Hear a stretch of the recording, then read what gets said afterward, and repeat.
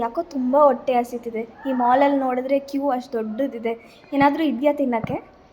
ಬಾಳೆಹಣ್ಣು ಬೇಕಾ? ಇದೆ ನನ್ನ ಹತ್ರ. ಬೇಕೇನೆ? ಬೇಡವಾ? ಇದು ಪ್ರೋಟೀನ್ ಬಾರು. ನನ್ನ ಫೋನಲ್ಲಿ ಚಾರ್ಜ್ ಫುಲ್ ಡ್ರೈನ್ ಆಗೋಗಿದೆ. ಇನ್ನೂ ಎಷ್ಟೊಂದು ಫೋಟೋಸ್ ವೀಡಿಯೋಸ್ ತೊಗೊಳೋದಿದೆ. ಏನು ಮಾಡೋದು ಇವಾಗ?